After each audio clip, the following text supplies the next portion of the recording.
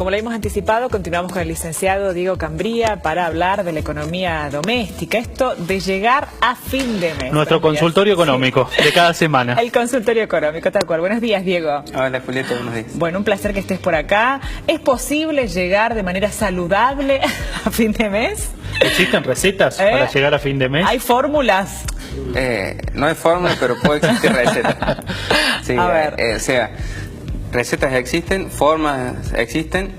Obviamente cuando los niveles de gastos en un mes superan los niveles de ingresos y ya se genera insostenible, obviamente no vamos a llegar a fin de mes. Muy bien. Pero siendo equilibrados podemos tratar de llegar a fin de mes teniendo en cuenta un par de ítems fundamentales, ¿no? Muy bien. Bueno, ¿cuáles serían aquellos principios básicos justamente para analizar de alguna manera la seguridad financiera, Diego? Claro, tenemos 4 ítems. El primero que tenemos que tener en cuenta para llegar al fin de mes es analizar la seguridad financiera.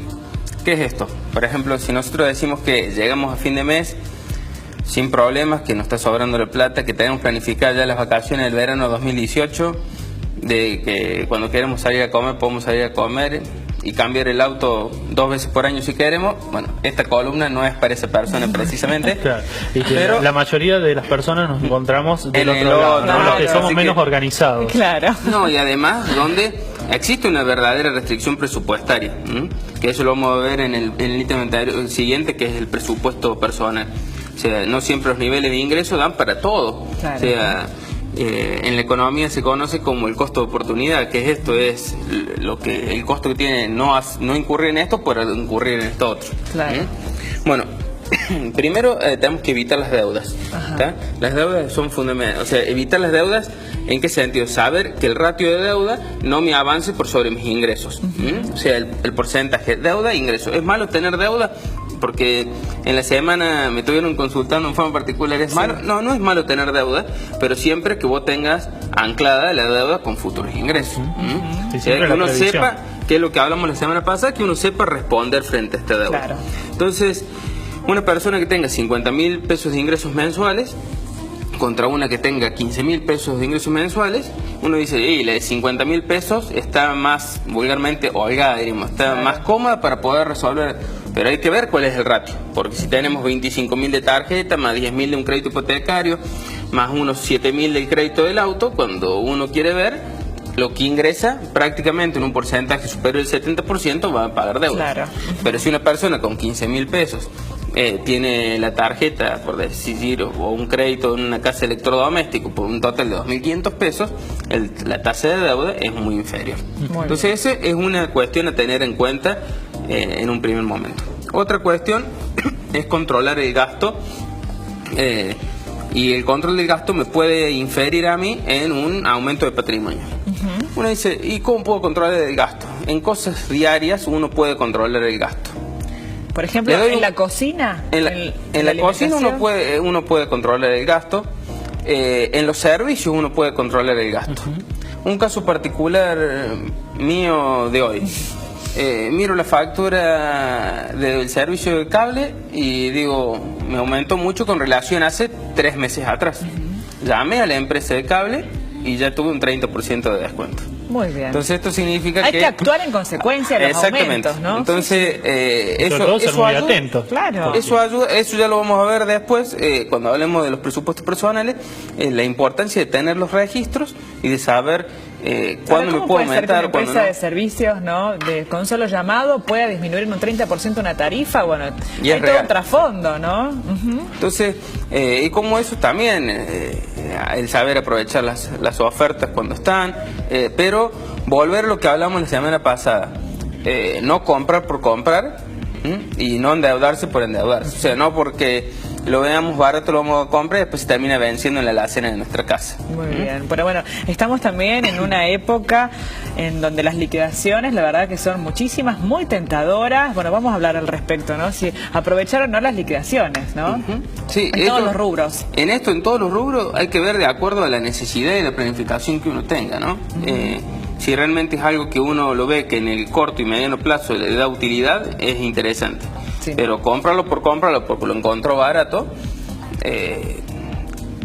frente a un presupuesto acotado y a ingresos acotados, donde tenés que estar analizando el gasto, lo que invito es que analicemos el gasto, no es lo más conveniente. Muy bien, quedó claro. Y después, ¿qué otro objetivo financiero tengo que tener en cuenta como último punto de esto? Es ¿para qué yo quiero? O sea, ¿cuál es el manejo mío de las finanzas? Yo quiero tener un resguardo el día de mañana porque la jubilación no me va a alcanzar. Yo quiero generar un ahorro pequeño para irme de vacaciones. Quiero cambiar el auto. Quiero hacer una modificación de mi casa. Quiero darme unos gustos y salir todos los fines de semana con mi familia a comer. O sea, ¿qué es lo que yo voy a querer? O sea, que quede bien plasmado lo que yo quiero para saber de acuerdo a eso qué gasto y cómo reubico mis ingresos. Muy bien. Bueno, otro punto sería el tema del presupuesto personal, ¿no? Bueno, el tema del presupuesto personal tiene algo, viene concatenado con el punto anterior. Vos a la hora de presupuestar, como hablamos también la semana pasada, tenemos que tener en cuenta que el presupuesto nuestro, como si fuera el presupuesto, ¿se acuerdan que decimos de un municipio, de una provincia o de la nación? O sea, donde estimamos ingresos y donde estimamos gastos. Donde es mucho más simple estimar los ingresos, en muchos de los casos, en muchas de las familias, que en los sectores públicos, porque el sector público, de acuerdo a la coparticipación o la recaudación de impuestos, sí, siempre se habla pero de estimaciones, no se tienen en cuenta contingencias. Exactamente. Pero nosotros tenemos una ventaja que si la mayoría es por recibo de sueldo, el ingreso sabe que es el recibo de sueldo y que puede llegar a haber un ajuste de acuerdo a las paritarias o no, o a los acuerdos gremiales. Pero que, o el independiente, muchas veces es un poco más costoso, pero el ingreso uno lo puede llegar a estimar más fácilmente. El problema es generar las estimaciones de los gastos. Y ahí es donde viene el punto a tener en cuenta. Es fundamental que el gasto sea bien estimado. Y para estimar el gasto, primero voy a tener que recurrir a planillita. O sea, primero yo tengo que ver cómo gasto para después poder ir estimando el gasto. Bien. Bien. O sea, ser consciente del gasto, escribiéndolo a lo mejor, para después poder accionar al respecto, ¿no? Uno le parece engorroso, pero uno puede tener control, por ejemplo, cuánto ahora aumentó de vuelta el combustible, entonces saber, bueno, frente a este aumento, cuánto yo sé que estoy consumiendo. Si uno sabe que periódicamente está consumiendo 60 litros de combustibles diarios, mensuales, entonces le hace el incremento y uno puede calcular lo que está. Obviamente existen contingencias, para eso vamos a estar desarrollando el otro punto, que es el fondo de emergencias, pero frente a esto, el tema del gasto es fundamental tenerlo ajustado. ¿Cómo yo lo puedo prever? Sí, lo puedo prever. Como les decía recién, en muchas de las facturas viene, por ejemplo, 30% de descuento 1/6, 2/6, 3/6. Cuando llegaste al 6/6, sabes que el mes siguiente ese 30% de descuento no lo tenés más y que tenés que recurrir a un llamado para ver si podés seguir manteniendo las promociones. Claro. O sea, hay formas que se van desarrollando. Además, algo fundamental también a tener en cuenta, sobre todo en la cuestión de los servicios, es no dejar pasar las fechas de vencimiento, porque son cuestiones que se van agregando, por ejemplo, los intereses que te cobran. Perfectamente. O sea, eso es una cuestión que uno tiene que tener.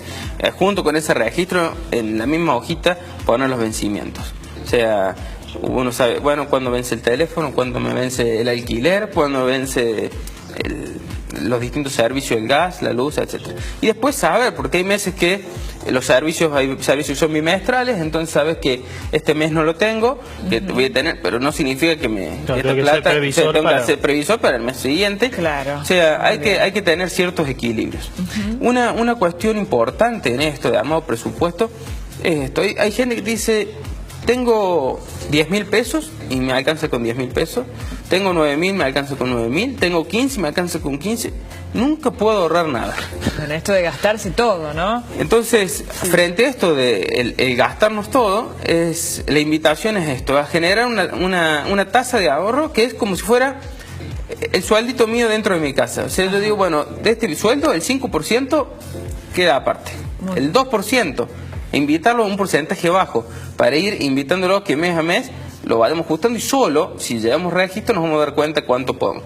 Entonces ahí con esa tasa de ahorro nosotros nos vamos a permitir de separarlo y vamos a ver que al otro mes eso lo vamos a tener, que terminamos el mes y así sucesivamente vamos a ir terminando los meses y vamos a ir pudiendo generar este ahorro que lo podemos destinar, por ejemplo, para darnos gusto en las vacaciones. Por decir. Claro, o volver a formas más rudimentarias, o sea, una alcancía, es decir, todos los días pongo un billete de 2 pesos, y bueno, son cuestiones que ¿Sí? van a permitir ahorrar. Muy bien, O sea, incentivar a los niños también el ahorro, ¿no? Totalmente, o sea, como hablábamos la vez pasada, quién era mejor para administrar el hogar, esto tiene que ser un trabajo en conjunto, o sea, no tiene que ser simplemente el marido, el esposo, la esposa, sino también los hijos que estén atentos frente a esto, a saber cómo se maneja la economía del hogar. Muy bien, esto sería entonces, lo llamamos como fondo de emergencia. No, esto es lo que es tema de sería ahorro. otra cosa. Claro, el fondo de emergencia, ¿por qué?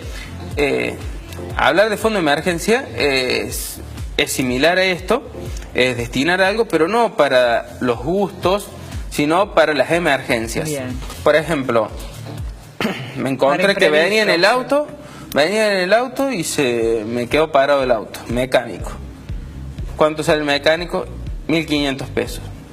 Frente a un mes común, me puede, según mi presupuesto, me puede dejar afuera, claro, o dentro del mismo presupuesto. Entonces, para eso sirve este fondo de emergencia. Muy bien. O sea, me salió un viaje imprevisto por cuestiones de salud, para generar estos imprevistos que se van generando, el armar este fondo de Y emergencia. que no afecte el ahorro. Sea aparte. Ahorro una cosa, fondo de emergencia otra. Y el fondo de emergencia, el dinero en sí mismo tiene distintas características, ¿está? Uno es que le genere seguridad por sí misma, otro que tenga liquidez, otro que genere rentabilidad. Bien, o sea, cuando uno va invirtiendo, depende de dónde invierte el dinero, tenerlo en la mano no me genera ninguna rentabilidad, o sea, no me genera interés, pero tengo liquidez pura. Y la seguridad la tengo en el bolsillo. O sea, el hecho de inseguridad es que me lo roben, ¿tá? Pero si no, la seguridad lo tengo ahorita en el bolsillo y a su vez líquido. No me genera rentabilidad porque no me genera ningún tipo de interés. Un plazo fijo me genera mayor interés, sí. Pero un pequeño interés, pero no me genera liquidez. Entonces yo tengo que saber compensar en estas cosas, porque la prioridad acá es la seguridad y la liquidez por sobre la rentabilidad, a diferencia del ahorro. Yo el ahorro puedo ir generando todos los meses como un ahorrito y lo puedo poner, por ejemplo, en un plazo fijo. O lo que dicen algunos, y compro dólares, bueno, pero lo podemos generar en un plazo fijo, dejamos el dinero porque sabemos que es un ahorro. Esto, yo necesito la liquidez. Si me rompe el auto, no puedo esperar 30 días que se vence el plazo fijo para sacar la plata y pagar el mecánico. Muy bien, perfecto. Por último, entonces, la gestión del endeudamiento, Diego. Bueno, con lo que tiene que ver con la gestión del endeudamiento es muy similar a lo que hablamos, o cuestiones muy similares a lo que estuvimos hablando la semana pasada, pero que tiene que ver con los 4 puntos, esto de cómo llegar a fin de mes. O sea, es bueno, volvemos a la pregunta, ¿es bueno endeudarnos? No es malo endeudarse. El problema es saber endeudarse, que viene concatenado con el primer punto que vimos.